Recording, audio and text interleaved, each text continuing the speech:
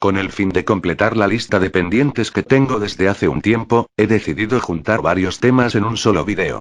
Muchos de los datos que verán a continuación, originalmente iban a tener su video propio, pero por temas de tiempo y la vida misma, se fueron atrasando. Por eso mismo, decidí resumirlos lo mejor posible, y unirlos todos en un solo video de curiosidades, al que titulé de esa forma, ya que toda la información mostrada aquí, ya fue sobreexplotada por otros canales. Bien, empecemos. Número 1. Durante el History World Tour en Europa, se lanzó una gaseosa con temática de la gira, llamada Mystery Drink, que al parecer tenía sabor a ensalada de frutas. Número 2. Times Beach, ubicada en Missouri, Estados Unidos, fue una pequeña ciudad que en la década de los 80 fue evacuada en su totalidad por los altísimos niveles de contaminación de un material conocido como TCDD. Gracias a la negligencia de varias empresas que operaban cerca de la zona, esta sustancia estuvo presente en el lugar por muchos años, convirtiéndose en uno de los incidentes más graves del país, haciendo que el lugar pasara a ser una ciudad fantasma durante décadas. Hoy en día es un parque estatal en conmemoración a la Ruta 66. Número 3. Sonic Boom tuvo un pequeño cambio en sus protagonistas femeninas, y es que, originalmente tanto Amy como Styx no llevaban ropa interior en los primeros episodios, cosa que posteriormente modificaron. Número 4. El diseñador, Toru Iwatani, durante una crisis creativa, salió a comer con sus amigos y pidieron una pizza.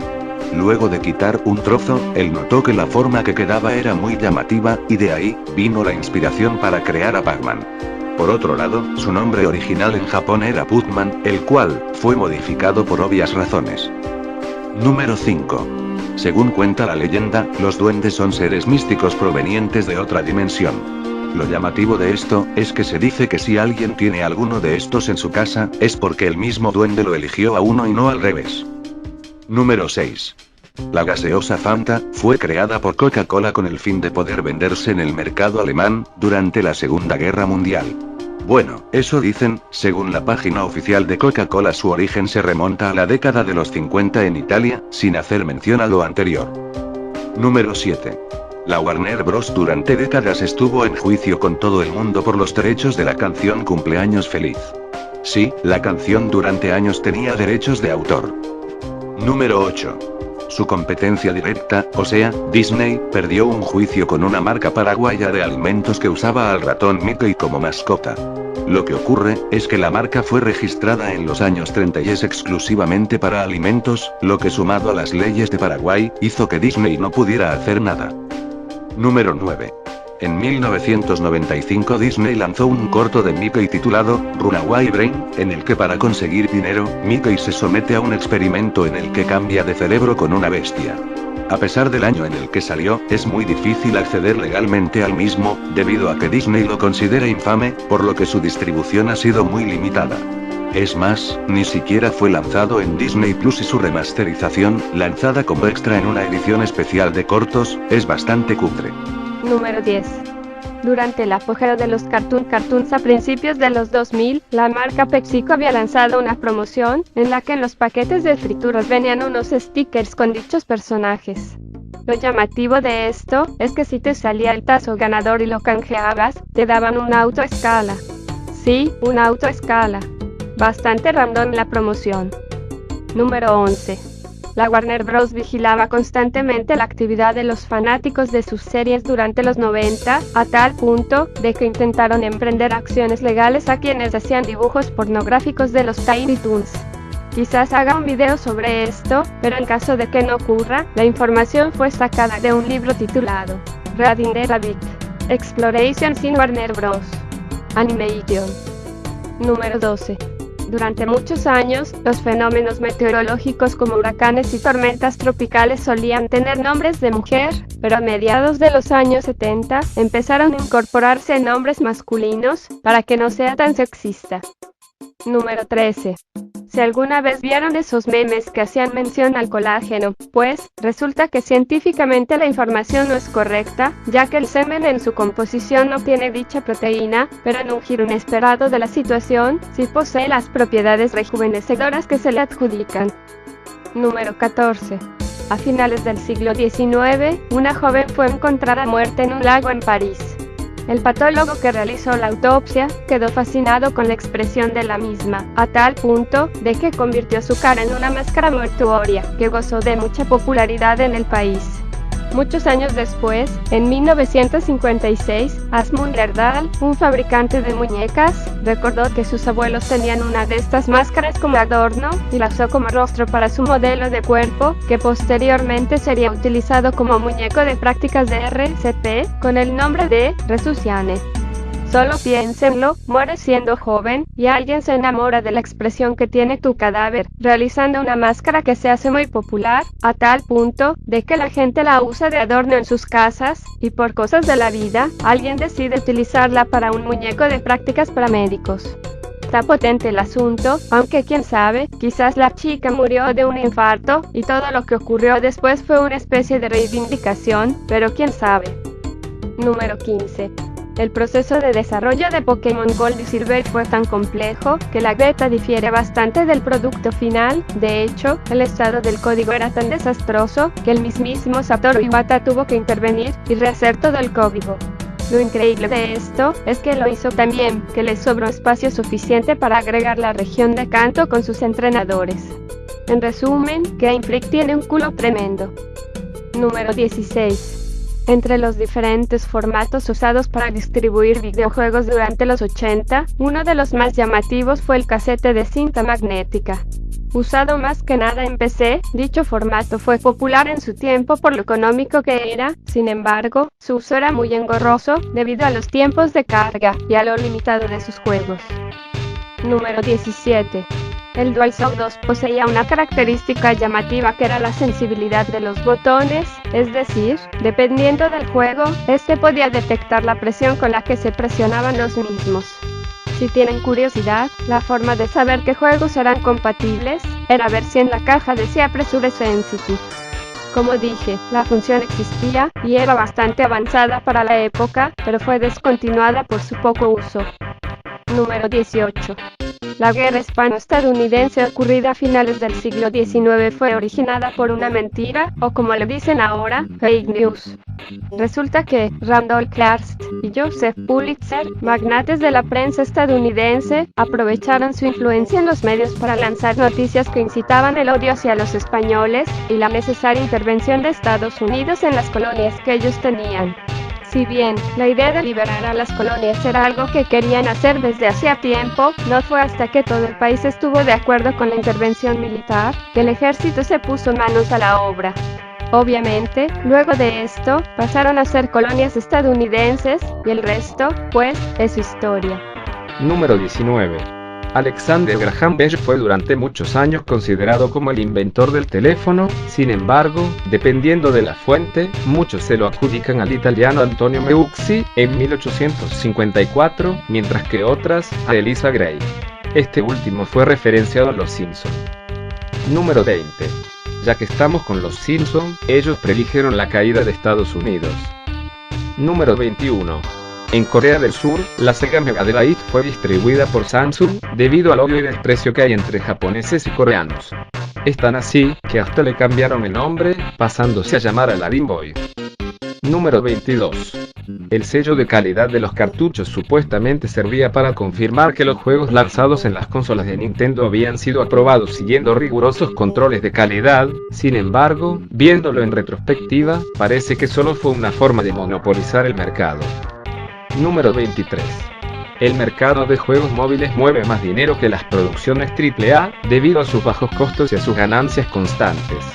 Con este precedente, no es de extrañar que las compañías intentaran llevar este modelo a los juegos de consola de precio completo, lográndolo en gran medida, aunque también algunos fracasaron miserablemente. Número 24. Steve Jobs nunca programó código en Apple.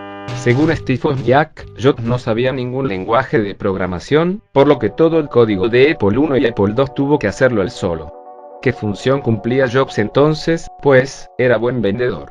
Lo llamativo de esto es que después de su muerte, la empresa siguió teniendo buenas ventas. Número 25. Los trajes utilizados en los desfiles de Pokémon en Japón son inflables, por lo que si te caes con uno de ellos puesto, te puedes lastimar gravemente debido a los mecanismos que tiene dentro. Número 26. Optimus Prime tiene un pequeño cameo en Assassin's Creed. Número 27. Uno de los prototipos de la NES original se parecía demasiado al diseño de la PS3 Slim. Si se lo preguntan, estos bocetos se mostraron en 1984 en una feria llamada por sus siglas CES. Número 28. GTA Vice City Stories fue el único juego del universo 3D en no recibir un port para móviles. El motivo nunca quedó claro, pero puede ser que prefirieron remasterizar Bully, que salió el mismo año. Por cierto, la empresa que hizo estas mierdas, ahora se jacta de haber arreglado Ark en Nintendo Switch. Número 29. Red Dead Online es el mayor fracaso de Rockstar Games, debido a que no pudo replicar el éxito de GTA Online. Fue tal el fracaso, que intentaron venderlo por separado para ver si algún idiota caía, y como no funcionó, lanzaron el GTA Plus. Número 30. La historia original de Alicia en el País de las Maravillas difiere bastante de la concepción que tiene la mayoría. Asimismo, dicha historia, escrita por Lewis Carroll, fue dedicada a una niña llamada Alice Liddell. Dicen las malas lenguas que Carroll estaba profundamente enamorado de esta chica, además de que solía tomarle fotos, siendo esta una de las más polémicas, que hasta el día de hoy sigue siendo objeto de controversia. Número 31. Por si no lo han notado, Chantal, personaje de la franquicia de videojuegos del mismo nombre, tiene un detalle en sus ilustraciones bastante llamativo, y es que dos de sus dedos están pegados. Digamos que es una seña de identidad, pero solo después de Pirate Curse, ya que anteriormente y en las figuras, esto no es visible. Número 32. Todo parece indicar que la primera película animada pornográfica de la historia fue Buried Treasure, estrenada en los años 20, en la que un tipo intenta tener sexo pero termina entrándole a cualquier cosa. Número 33. Stan Lee intentó llevar la franquicia Super Sentai a Occidente a principios de los 80. Por lo que se sabe, él veía mucho potencial en este tipo de series, después de colaborar con Toei durante 3 años. Ahora bien, según palabras de Margaret Loesch, quien presidía Marvel en ese entonces, hubo un interés legítimo en llevar el Super Sentai al país. Sin embargo, a pesar de que se gastó $25.000 en producir un piloto, las televisoras no vieron potencial en la idea, y le bajaron el pulgar. Dicho piloto era de la serie Taiyo Sentai Son Volcan, y muy probablemente haya sido solo un doblaje al inglés. Lamentablemente, dicho piloto se encuentra perdido, ya que nunca fue mostrado al público. Número 34. Ezequiel Lavesi fue el primer jugador con tatuajes de Pro Evolution Soccer. Esto ocurrió en la entrega lanzada en 2009, y todo parece indicar que fue por un error. En PES 2012 dicho tatuaje desapareció, ya que actualizaron la cara. Número 35. En un evento organizado por Konami en 2012 llamado Enter the Game, se ofreció como premio una digitalización e incorporación al videojuego PES 2013. Un joven español llamado Eduardo Morillo se adjudicó el premio, por lo que posteriormente fue llevado a Japón, donde fue digitalizado y posteriormente agregado al juego mediante una actualización. Número 36. Durante varios años el videojuego de Scarface no podía ser ejecutado en computadoras modernas por problemas de incompatibilidad. Gracias al trabajo del modder Silent, conocido por hacer los famosos Silent Patch para GTA, hoy en día es posible hacerlo andar en sistemas actuales. Número 37. Las descripciones de la Pokédex de los juegos principales de Pokémon pueden llegar a ser un tanto siniestras. Aquí les dejo un ejemplo. Número 38. Si bien los focos de bajo consumo ahorran energía, son mucho más peligrosos que los focos comunes.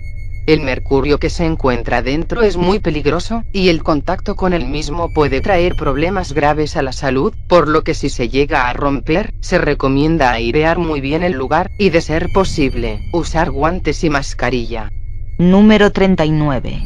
En los años 20, las productoras más importantes de focos llegaron a un acuerdo para reducir la vida útil de los mismos intencionalmente, para fomentar el consumo. Fue la primera vez que se usó el término de obsolescencia programada, y dio paso a que muchas industrias hicieran lo mismo hasta nuestros tiempos. Para que se den una idea, en Livermore, Estados Unidos se encuentra el foco más antiguo del mundo, el cual lleva encendido más de 100 años ininterrumpidos, en una estación de bomberos. Número 40. Tanto Xbox 360 como PS3 en sus primeras versiones, vinieron mal de fábrica, siendo un desastroso inicio para la séptima generación de consolas, con excepción del Nintendo Wii, que zafó de pedo pero solo porque era un GameCube con otro tipo de control. Número 41. Shenmue fue uno de los juegos más caros de su tiempo, con un costo de $77 millones, debido principalmente al desarrollo que se tuvo que hacer 2 veces. Es increíble que todo lo que es Yakuza empezó aquí, a pesar de que fue uno de los mayores fracasos de la historia de los videojuegos. Número 42. YouTube en 2017 lanzó un servicio específico para niños llamado YouTube Kids, el cual se hizo infamemente conocido por el tipo de videos que se alojaban allí. Lo insólito de esto es que Google tardó bastante en reaccionar, probablemente por los altísimos números de reproducción y dinero que se generaban ahí. Número 43. Stubby, un perro de raza Bull Terrier, fue condecorado en Estados Unidos por su participación en la Primera Guerra Mundial. Según se cuenta, su labor fue clave durante el enfrentamiento, ya que pudo salvar a su brigada de ataques de gas mostaza, además de detectar la presencia de espías alemanes. Desempeñó también su papel, que fue ascendido a sargento, y luego de la guerra, llegó a participar en desfiles. Pasó sus últimos años siendo la mascota de un equipo de fútbol americano, muriendo en 1926, a los 9 años de edad. Número 44. Vale, eso explica muchas cosas. Número 45. En Campana, Buenos Aires, existe un lugar llamado el Ojo del Delta, el cual hace honor a su nombre por la peculiar forma que posee. Y eso no es todo, en su interior hay vehículos militares abandonados, además, debido a su difícil acceso, los animales suelen mantenerse alejados de esa zona. Número 46. Existió una muñeca lanzada en los años 70 llamada Growing Up Skipper, que tenía un mecanismo que le permitía crecer. Literalmente. Como ven, con mover el brazo la muñeca pasaba de ser una niña a una adolescente. Según dicen, causó mucha controversia en su tiempo, por lo que no la volvieron a lanzar. Número 47. Según estudios, se ha detectado plástico en el agua de lluvia. Lo lograron, hijos de puta, ahora todos nos vamos a morir de cáncer. Número 48. Mickey y Minnie están casados. Esto fue confirmado por Walt Disney en una entrevista en 1933. En el ámbito privado ellos son marido y mujer, sin embargo, no se suele hacer énfasis en eso, ya que son personajes dirigidos al público infantil. Número 49. Existe una página que recopila varias fotografías antiguas de Estados Unidos en alta resolución. Obviamente no es la única, pero sí es llamativa la buena calidad de las mismas, sumado a las historias que hay detrás de todas ellas. La página se llama Número 50. La Copa del Mundo mide casi 37 centímetros, pesa 5 kilos, y como si ya no valiera la pena ganarla, está hecha de oro sólido de 18 quilates, sobre una base de malaquita verde. Solo las autoridades de la FIFA, políticos y jugadores campeones del mundo pueden tocarla. Bueno, también la gente que le hace mantenimiento. Esperen, ¿qué pasó aquí? Número 51. Debido a los altos índices de ácido que hay en la Coca-Cola, esta puede ser usada para remover óxido y destapar cañerías. Número 52. Originalmente, Rocky Balboa moriría en Rocky V, esto según comentarios del mismo Sylvester Stallone, aunque al final descartó la idea. Eso sí, la película tiene un final alternativo. Número 53. Por más que se la quieran dar de reconstruidos y demás mierda, Europa sigue teniendo en su poder varias colonias alrededor del mundo. Número 54. Nunca se sienten en un inodoro que tenga una rajadura, ¿es en serio? No lo hagan. Número 55. La única línea oficial de My Little Pony catalogada como unisex es Guardians of Harmony, lanzada en 2017, que eran figuras de acción. Por cierto, la única pony del grupo de las 6 en no contar con una versión articulada fue Rarity. Número 56. En el primer juego de Shantae, al hacerse de noche, la protagonista puede ir a trabajar como bailarina en un club nocturno. Número 57. Por razones que no entiendo, a Goofy durante muchos años se lo conoció con el nombre de Tribilín. No solo eso, en algunos doblajes se referían a él como Jorge. Número 58. Los carpinchos llevan mucho tiempo viviendo en Argentina, sin embargo, recién hace algunos años se hicieron tendencia. Número 59. La película de 1971, Verano del 42, está basada en hechos reales. Número 60.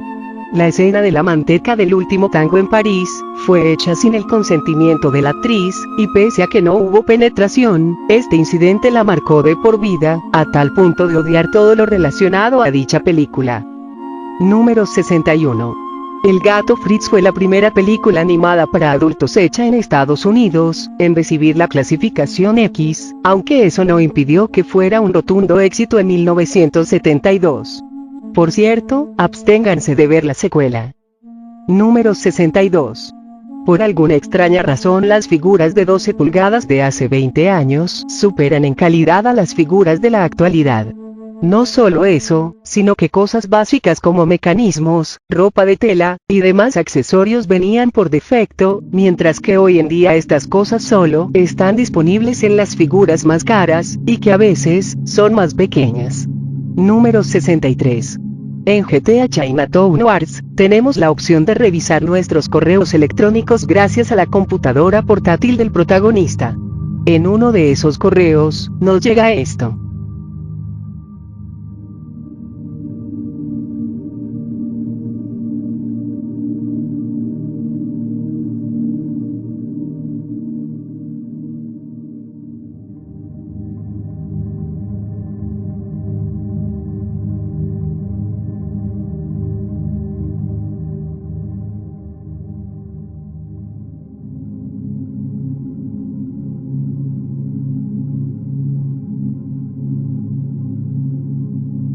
Sí, está jodida la cosa.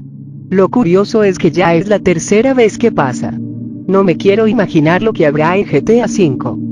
Número 64. A mediados de los 2000, cuando salió a la venta la sexta temporada de Los Simpson en DVD, esta recibió muchas críticas del público, pero no por el contenido, que era similar al de anteriores lanzamientos, sino por el empaque. Para los que no lo sepan, este consistía en una caja de plástico con la forma de la cabeza de Homero. En sí, la presentación era interesante, sin embargo, el problema radicaba en la mala calidad del plástico utilizado, sumado al hecho de que se rompía la presentación general hasta ese momento. Esto llevó a la Fox a agregar un número de teléfono dentro de la caja, el cual mediante unos pasos, permitía el cambio del set por uno igual a los anteriores, es decir, con un empaque de cartón. Por ahí también se dice que hubo una grave filtración de datos personales, por un error / negligencia de la página, pero eso ya fue hablado en detalle en este video. Número 65. La maldición del Benfica inició a mediados de los 60, después de que el entrenador del entonces bicampeón de Europa, el astro húngaro, Bela Gutmann, dijera lo siguiente: estoy vacío. Sin mí, el Benfica no ganará un título europeo en 100 años. Posterior a eso, se fue del club, peleado con la dirigencia, ya que no le quisieron aumentar el sueldo. A partir de ese momento, el club quedó maldito, perdiendo todas las finales internacionales que disputaron, que fueron un total de 8, en diferentes épocas y competiciones. Para colmo, en la Euro del 2004, la selección de Portugal perdió la final con Grecia, jugando de local en el estadio del Benfica. Por ahí dicen que dicha maldición se rompió en 2022, pero eso último es puro verso. Número 66. Los problemas de Hilbert son un conjunto de problemas matemáticos creados por el alemán David Hilbert en 1900. Lo increíble de esto, es que varios de los planteos expuestos fueron muy influyentes en la matemática del siglo XX, a pesar de que aún sigue habiendo casos sin una resolución definitiva. La lista está compuesta por 23 problemas, de los cuales, 9 fueron resueltos y aprobados en consenso, mientras que 8 de ellos tienen soluciones parciales o no aprobadas, y los restantes aún no tienen una solución. Número 67. Samantha Smith fue una activista por la paz nacida en Estados Unidos en 1972, que cobró relevancia en 1982, cuando en plena Guerra Fría, le escribió una carta al ese entonces secretario general del Partido Comunista, Yuri Andropov. La carta escrita por ella, cuando estaba en quinto grado, decía lo siguiente: estimado señor Andropov, me llamo Samantha Smith. Tengo 10 años de edad. Felicitaciones por su nuevo trabajo. Estuve preocupada pensando en la posibilidad de que Rusia y los Estados Unidos se involucren en una guerra nuclear. ¿Votará por la guerra o no? Si no, por favor cuénteme cómo ayudará a evitar una guerra. Esta pregunta no la tiene que responder, pero me gustaría saber por qué quieren conquistar el mundo o al menos nuestro país. Dios hizo el mundo para que viviéramos juntos en paz y no para pelear. Atentamente, Samantha Smith. Meses después, ya en 1983, Andropov respondería a la carta, y la invitó a visitar la Unión Soviética, viaje que se realizó ese mismo año. Debido a esto, los medios estadounidenses le dieron bastante promoción al caso, haciendo que Samantha se convirtiera en una activista por la paz, llegando a salir en televisión. En poco más de 2 años, ella ya había escrito un libro, había dado conferencias por la paz, y se había convertido en una celebridad. Lamentablemente todo terminó de forma abrupta y trágica, cuando el avión en el que viajaba se estrelló el 25 de agosto de 1985, muriendo junto a su padre y 6 personas más. Debido a la conmoción que causó su fallecimiento, se empezó a creer que ella fue asesinada por alguna agencia de seguridad nacional, ya que el enfriamiento de la guerra no hubiera sido beneficioso para la política de ambos países. Al final, el informe del accidente determinó que la tragedia se debió al mal clima que había en la zona, a la inexperiencia de los pilotos y a una falla del radar que fue pasada por alto. Posteriormente, fue homenajeada tanto por Estados Unidos como por la Unión Soviética, aunque hoy en día está bastante olvidada. Número 68. Las tierras raras son el nombre por el que se conocen a 17 elementos químicos muy valiosos para la industria, y que son muy difíciles de encontrar en estado puro, por lo que son muy buscados. Dichos elementos son: escandio, itrio, lantano, cerio, praseodimio, neodimio, promesio, samario, europio, gadolinio, terbio, disprosio, olmio, herbio, tulio, iterbio, y lutecio. Así que ya saben, aparte del agua, las tierras raras son un elemento clave en las guerras del futuro. Número 69. El final de Sawyer y el de Star vs las fuerzas del mal son casi idénticos. Es en serio, esa fusión de los mundos debido al afecto de los personajes principales está casi calcado. Sin embargo, la versión del Super Sentai es más satisfactoria, ya que muestra cómo ambas razas hacen lo posible para adaptarse a la situación, mientras que en la versión de Disney, pues, eso. No sé si catalogarlo como plagio, pero hay bastantes similitudes. Número 70. En 1965, un desperfecto eléctrico provocó un incendio que destruyó una bóveda de la Metro Golden Mayer, en donde se encontraban un montón de películas. Gracias a una política interna que tenía el estudio de preservar sus producciones, la pérdida no fue total, aunque algunas películas se perdieron para siempre, como A Blind Bargain de 1922, London After Midnight de 1927, y The Divine Woman de 1928, solo por poner un ejemplo. También, puede que me esté equivocando, pero tenía entendido que algunos cortos de Tom y Jerry y Droopy se perdieron en el incendio, lo que dificultó bastante su remasterización, ya que los negativos originales se encontraban en esa bóveda. Número 71. En febrero de 2021, Alejo Oroño fue asesinado por su expareja de una apuñalada en la calle. Según dicen, ellos tenían una relación bastante tóxica, en donde ella era quien lo maltrataba. Aparte de eso, lo más indignante fue el destrato que él recibió de parte de la policía, cuando fue a hacer la denuncia, la cual no tomaron porque era hombre. Posteriormente, familiares y amigos crearon un proyecto de ley en busca de igualar un poco las cosas, argumentando que la violencia no tiene género. Hasta el momento, la ley no ha sido aprobada, pero sí volvió a estar en boca de todos por el caso de Lucio Dupuy, que para el que no lo sepa, fue un niño asesinado por su madre y la pareja de esta, después de que una jueza de familia les entregara la tenencia solo por ser mujeres. Número 72. Todas las consolas portátiles de Nintendo necesitan tener una batería para funcionar. Pues eso. A diferencia del PSP, que se puede conectar a la corriente y usarse sin batería, las consolas de Nintendo son todo lo contrario. Número 73. Las únicas consolas que tienen un fácil acceso a la pila para cambiarla, son la Wii y la Wii U. Para las demás, hay que desarmarlas sí o sí. Número 74. Maradona estuvo a nada de dejar Napoli y jugar en el Milan. Según la leyenda, ya estaba todo arreglado, pero tuvo que declinar a último momento debido a presiones de la camorra napolitana, que según dicen, también impidió que pudiera jugar en el Olympique de Marsella.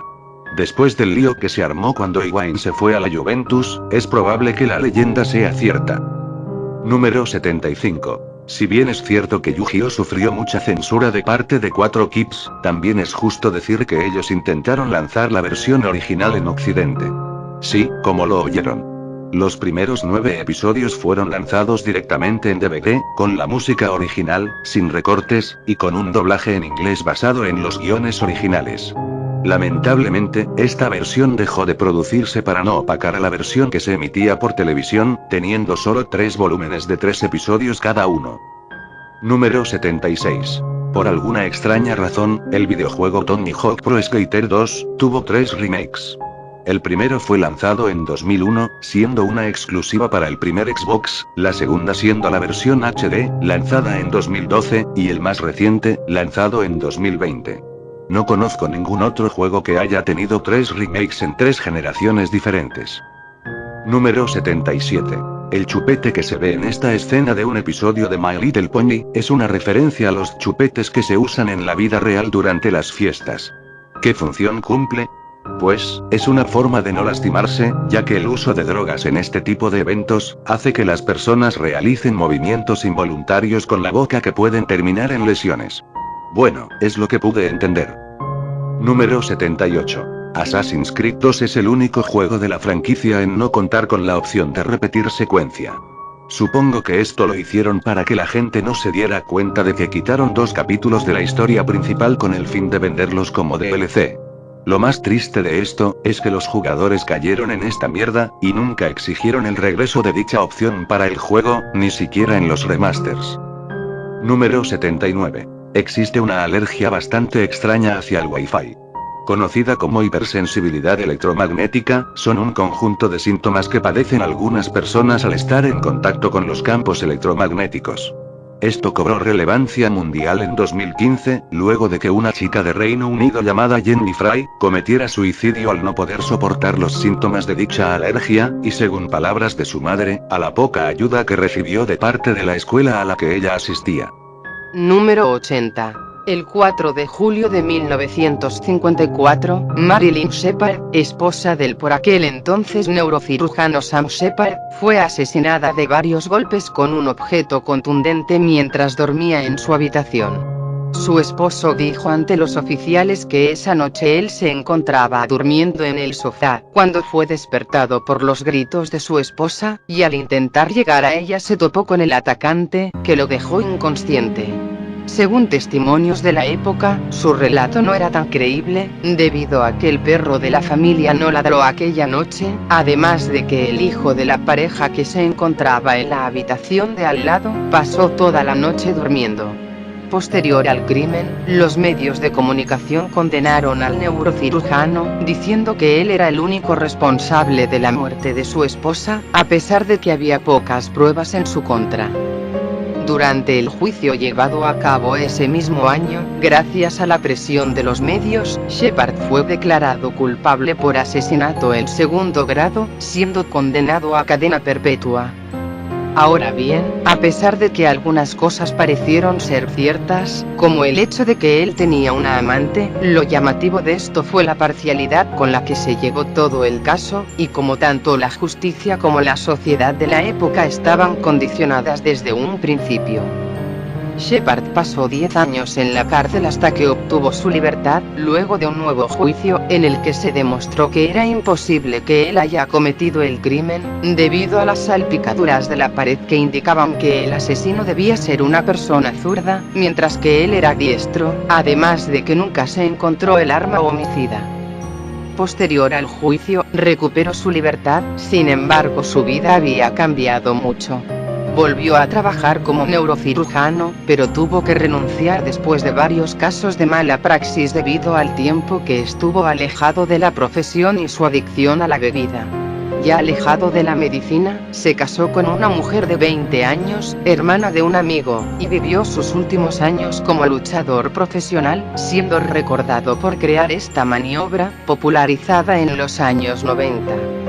Lamentablemente, debido a problemas provocados por su alto consumo de alcohol, falleció el 6 de abril de 1970, a los 46 años de edad. Su caso fue parte de la inspiración de la serie El Fugitivo de 1963, que a su vez inspiró a la película de 1993 del mismo nombre, entre otras producciones. Número 81. El 1 de septiembre de 2004 un grupo fuertemente armado se atrincheró en una escuela ubicada en Beslan, al norte de Rusia, tomando a más de 1000 personas como rehenes. Durante los 3 días que duró la toma, los secuestradores, un grupo de chechenos, llevaron a la mayoría de los rehenes al gimnasio, y mantuvieron negociaciones con los rusos que no llegaron a buen puerto, terminando todo en un asalto, llevado a cabo por el ejército ruso, junto a varios padres y ciudadanos armados que querían ayudar. De los 1181 jóvenes que estuvieron cautivos, 334 murieron, mientras que el resto tuvieron heridas de consideración. Luego de lo ocurrido, el presidente de Rusia, Vladimir Putin, declaró luto nacional los días 6 y 7 de septiembre en todo el país, lo que llevó a movilizaciones de la gente en contra del terrorismo. Varios años después, el Tribunal Europeo de Derechos Humanos culpó al gobierno ruso por exceso de fuerza letal, y por no intentar prevenir el hecho, ya que al parecer tenían información de que algo así podía pasar, por lo que ordenó una indemnización de 2,95 millones de euros a las víctimas. Por otro lado, el líder guerrillero de Chechenia, Shamil Basayev, reivindicó el ataque, y dijo que esto fue en respuesta a las políticas del gobierno ruso, que según él, le costaron la vida a 40.000 niños chechenos. Al día de hoy, 20 años después, este incidente sigue siendo una herida que no ha podido cerrarse, y probablemente, nunca lo haga. Número 82. El 13 de enero de 1982, un avión Boeing 737, que había despegado desde Washington con destino a Florida, se estrelló en el puente de la calle 14, sobre el río Potomac, dejando un saldo de 78 fallecidos, y solo 10 sobrevivientes. De esos 10, 5 eran pasajeros del avión, y el resto era gente que se encontraba en tierra. La investigación posterior reveló que las malas condiciones de ese día, sumado a la poca experiencia de los pilotos para pilotar en climas muy fríos, y la formación de hielo y nieve en las alas, fueron las causas del siniestro.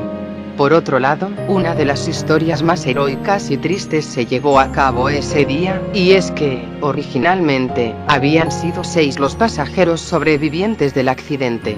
Arland Dean Williams Jr., de 46 años, se encontraba en dicho avión, y fue uno de los primeros al que los rescatistas intentaron sacar, pero prefirió ayudar a los demás, pasándoles el flotador que le arrojaban a él. Lamentablemente se hundió junto a la cola del avión a la que estaba atorado, muriendo en el acto. Posteriormente, fue condecorado por el presidente Ronald Reagan, y años después, el puente donde el avión se estrelló recibió su nombre, a modo de reconocimiento.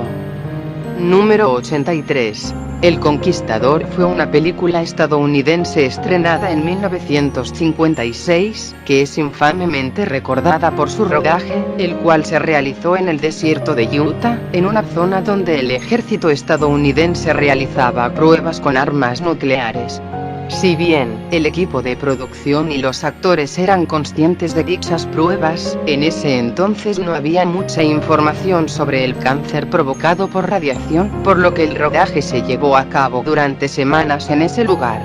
Luego del fracaso en taquilla y crítica de la película, surgió una leyenda que decía que la gente que participó de la misma terminó enfermando de cáncer al poco tiempo, lo que le otorgó el título de maldita. De los 220 integrantes, 91 habían desarrollado cáncer en menos de 30 años, de los cuales 46 ya habían muerto por dicha enfermedad. Entre los fallecidos se encontraban los actores John Wayne, Susan Hayward, Agnes Murgeat, Pedro Armendáriz y William Conrad, entre otros, incluido el director de la cinta.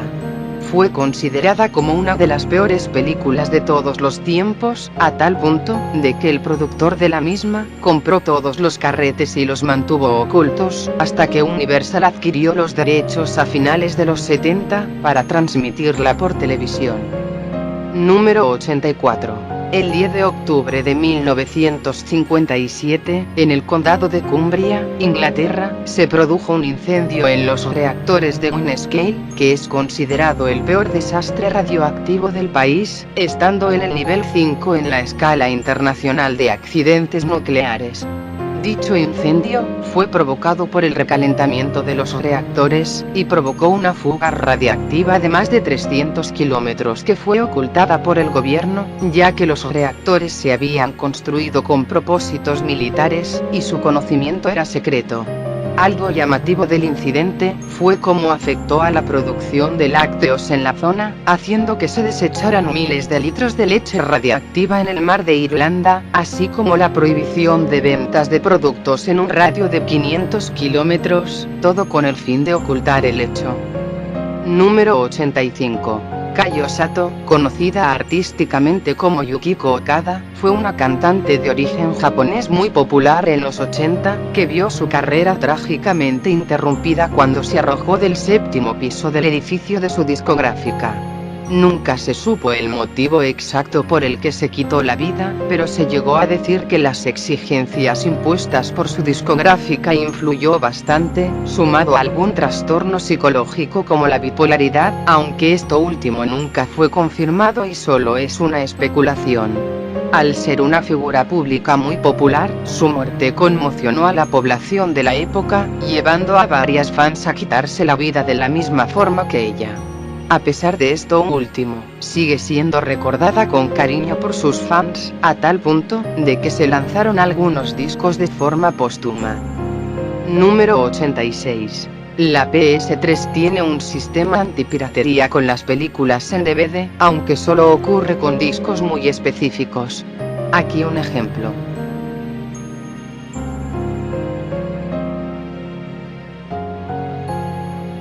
Número 87. La cantante irlandesa, Sinéad O'Connor, pasó a la historia en 1992, cuando en el programa de Saturday Night Live, rompió una foto del Papa Juan Pablo II a modo de protesta, por los casos de abuso infantil perpetrados por la Iglesia Católica.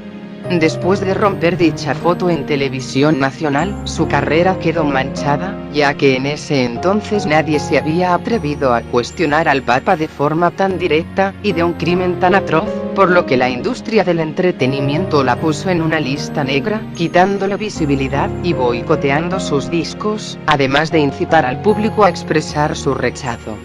Con el paso del tiempo se descubrió que en efecto, Juan Pablo II era consciente de los casos de abusos perpetrados por curas, e incluso, ayudó a encubrirlos. Número 88. Henrietta Lacks fue una mujer afroamericana nacida en los años 20, que falleció de cáncer cervical a los 31 años de edad en 1951. Sus células fueron sacadas sin su consentimiento, y se descubrió que podían ser cultivadas de forma indefinida en laboratorios, permitiendo la realización de cientos de experimentos en todo el mundo, siendo una pieza clave en la evolución de la ciencia médica. A pesar de esto, debido a que era una mujer negra, no se le dio su debido reconocimiento hasta muchos años después.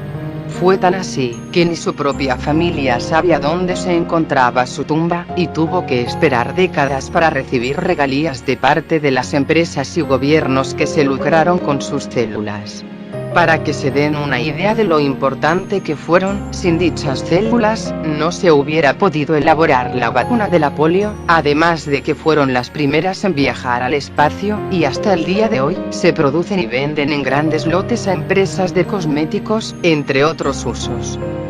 Número 89. A pesar del éxito en taquilla que supuso Space Jam, esta no quedó exenta de críticas. Una de las más sonadas en su tiempo, fue la del director veterano de la Warner Bros., Chuck Jones.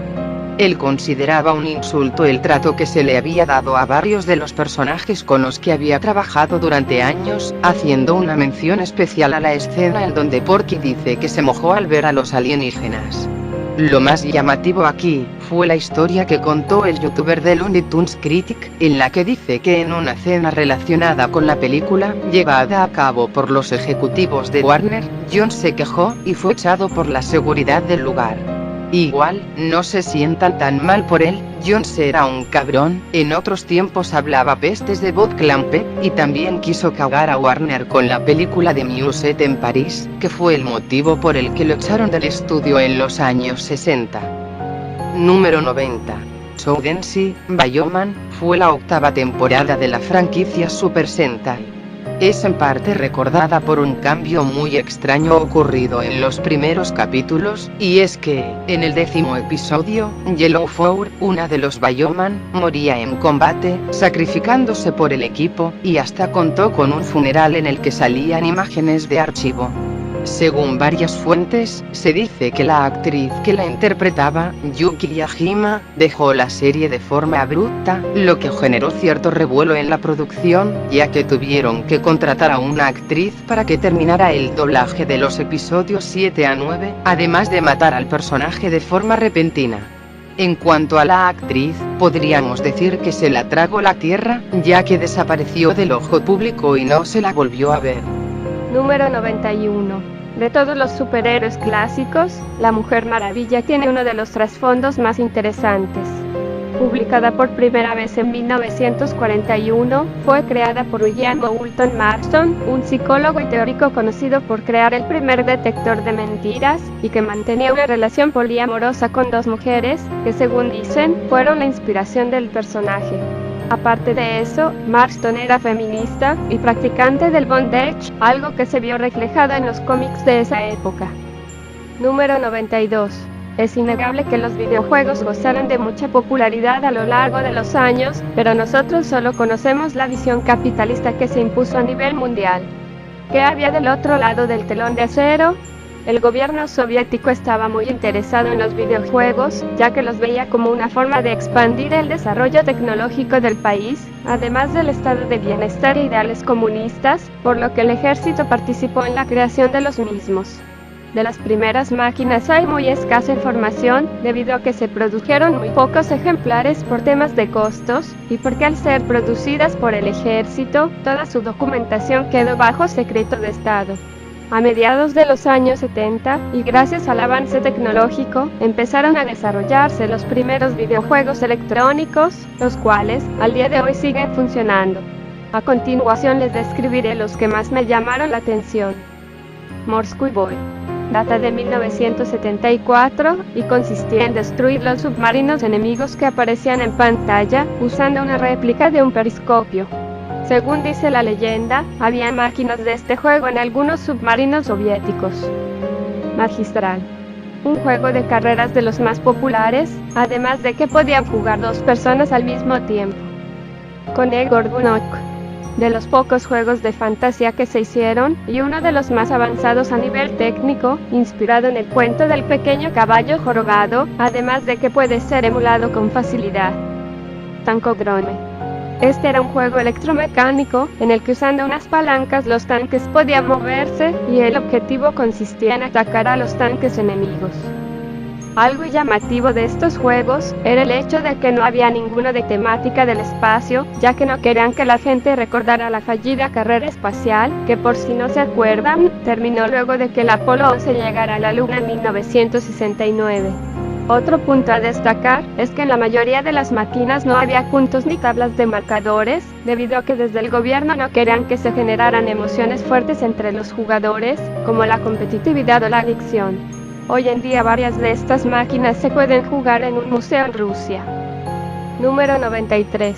A principios de 2012, la página de distribución de archivos, Megaupload, fue cerrada a nivel mundial por una investigación del FBI, impulsada por la MPAA, conformada por, y escuchen bien, Universal, Paramount, Disney, Sony y Warner.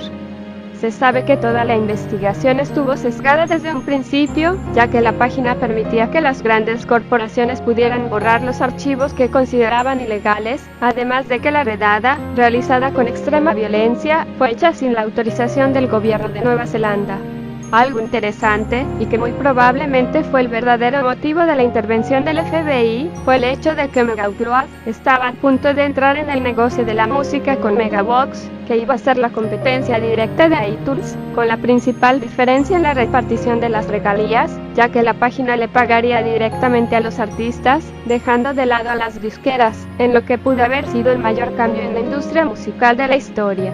Lastimosamente esto no se dio, probablemente por la presión de las corporaciones que, según dicen, hasta amenazaron con quitarle fondos al Partido Demócrata, lo que hubiera impedido la reelección de Obama ese mismo año. A pesar de que hoy en día legalmente es posible acceder a una infinidad de contenido, todo está manejado y regulado por las grandes corporaciones, que hacen y deshacen a su antojo, a pesar de la crítica, por lo que la piratería aún sigue vigente. Número 94. El club de fútbol inglés, Fulham, tenía una estatua de Michael Jackson en las inmediaciones de su estadio. Michael no era fan del deporte, ni hincha del Fulham, pero tenía buena relación con el dueño del club, el egipcio Mohamed Al-Fayed, por lo que visitó la cancha una vez, y dio su permiso para la creación de la estatua, de aproximadamente 2 metros de altura. Esto ocurrió en 2011, y no fue del agrado de los hinchas, por lo que, luego de la venta del club en 2013 a los cataríes, dicha estatua fue sacada, y al poco tiempo empezaron los problemas. Fulham, el club que hacía pocos años había jugado la final de la Europa League, descendió en 2014, y tardó 4 años en volver a primera, tan solo para descender en la temporada siguiente, y así en los últimos años, además de no volver a clasificar a ninguna copa internacional. En cuanto a la estatua, estuvo unos años en el Museo Nacional de Fútbol de Manchester, hasta que fue retirada en 2019 por la emisión del documental Living Neverland, y actualmente su paradero es desconocido. Número 95. Entrando en los 90, Mattel tenía un problema con el muñeco Ken, y es que no se vendía. Generalmente, en las colecciones de los niños, solía haber un solo Ken por cada cierto número de Barbies, o directamente ninguno, y a pesar de que lo intentaban, las ventas no acompañaban. Según algunas fuentes, Mattel realizó encuestas a distintos grupos demográficos, preguntando si Barbie debía dejar a su novio, o si debían seguir juntos. Los niños de la época no tenían problema con que Ken siguiera siendo la pareja de Barbie, pero sí querían que su estilo sea un poco más moderno, por así decirlo, ya que él no destacaba tanto, y su moda se sentía muy anticuada. En otras palabras, querían que Ken tuviera su propio estilo, y este no se sintiera solo un complemento de Barbie. Con estos datos, la gente de Mattel empezó a investigar qué era lo que estaba de moda, y usaron como inspiración la temática queer de ese momento. Gracias a la información obtenida, durante el primer semestre de 1993, salió a la venta el Ken Anillo Mágico, junto con 3 versiones de Barbie y una de Mitch. En Mattel estaban preocupados por el recibimiento del muñeco, y las críticas no tardaron en llegar, centrándose más que nada en el anillo que llevaba en el cuello y en su chaleco, que según dicen, hacía referencias a ciertas prácticas de los homosexuales.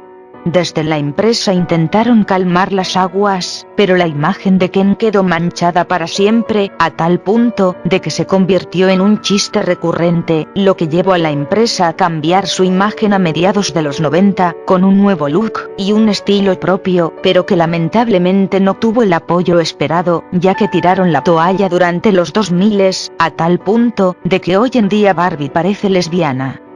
Número 96. Cynthia Powell fue la primera esposa de John Lennon. Ellos se habían conocido a finales de los 50 y se casaron en 1962, teniendo un hijo un año después.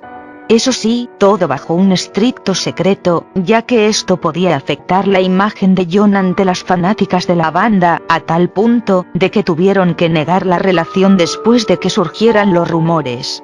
Aún así, Lennon se dejó fotografiar con ella, a pesar de que su manager intentó mantener el secreto. Se dice que las fanáticas llegaron a acosarla e intentaron atacarla físicamente en 1967. Ahora bien, su historia de pareja es un tanto llamativa, teniendo en cuenta ciertos detalles, como la vez que probaron LSD, los celos de ambos, las fiestas, la aparición del padre de John, la frustración de Cynthia al no poder tener una carrera propia, y la aparición de Yoko Ono, que llevó al divorcio de la pareja en 1968. Como dato extra, Paul McCartney, que era amigo de los dos, compuso la canción Hey Jude como una forma de consolar al hijo de la pareja, que siempre tuvo una relación distante con su padre. Número 97. Lo que conocemos como Toy Story 2, estuvo a punto de no ocurrir.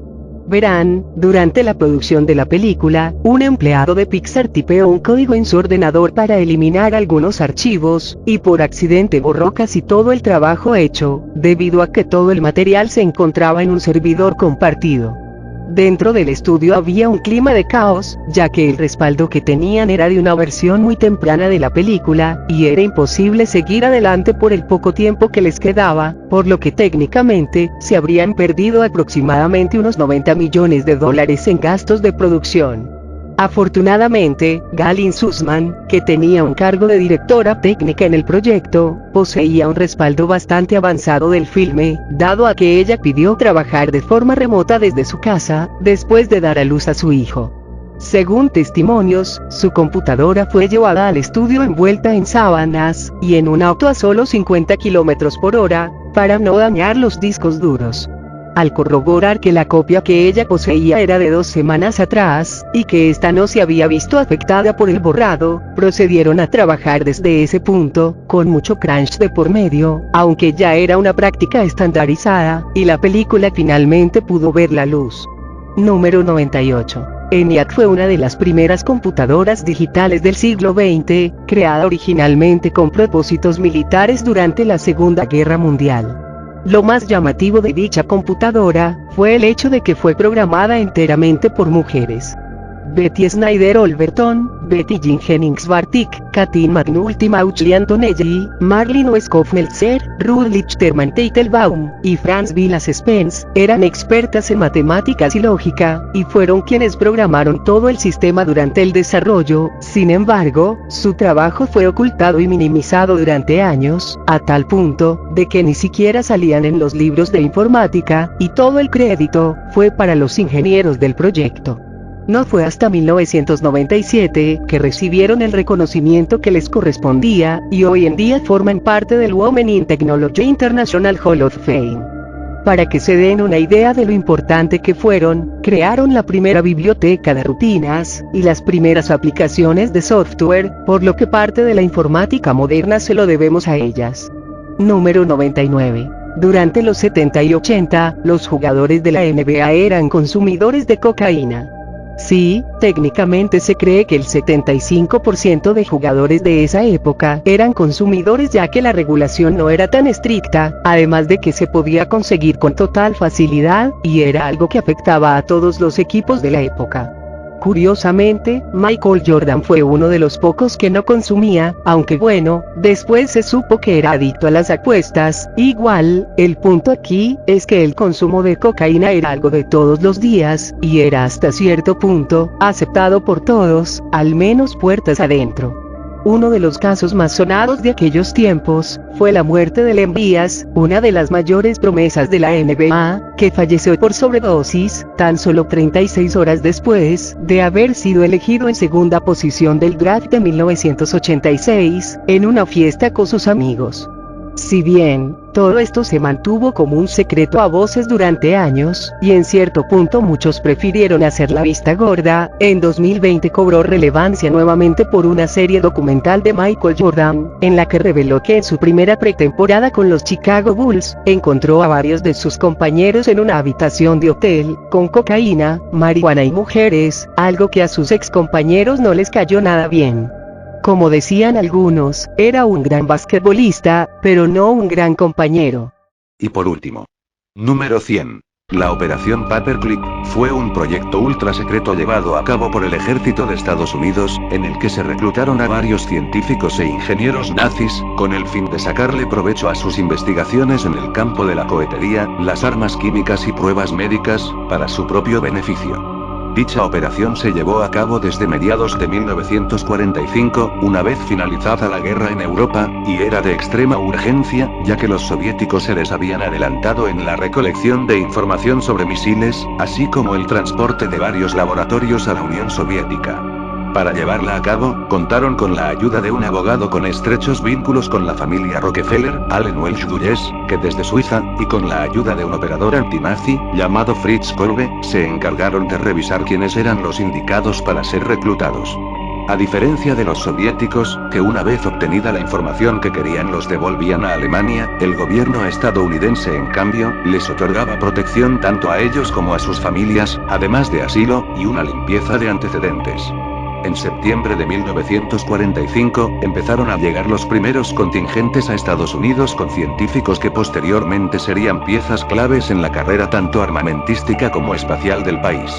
Por poner algunos ejemplos, Wernher von Braun fue un ingeniero mecánico y aeroespacial que diseñó el cohete Saturno V, con el que el Apolo 11 pudo llegar a la Luna. Hubertus Strugol, un médico fisiólogo que llegó en 1947, fue pionero en la medicina espacial al investigar los efectos de la falta de gravedad y despresurización en el cuerpo humano, y trabajó para la NASA durante décadas, a tal punto de que un premio tenía su nombre. Luego de su muerte en 1986, se hizo público que en el pasado realizaba experimentos en Dachau, con los prisioneros de los campos de concentración. Georg Rickey, ingeniero y director de la fábrica que creó los cohetes B-1 y B-2, fue llevado a juicio en 1947, pero fue liberado por falta de pruebas, gracias a la intervención del gobierno estadounidense, y así podría seguir con más casos.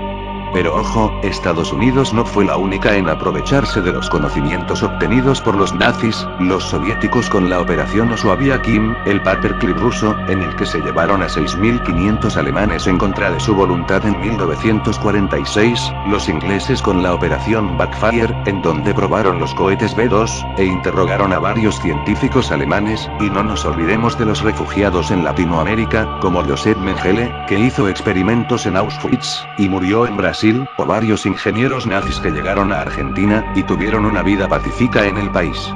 En fin, cosas de la vida supongo, y recuerden, en la guerra no hay buenos ni malos, solo víctimas y verdugos.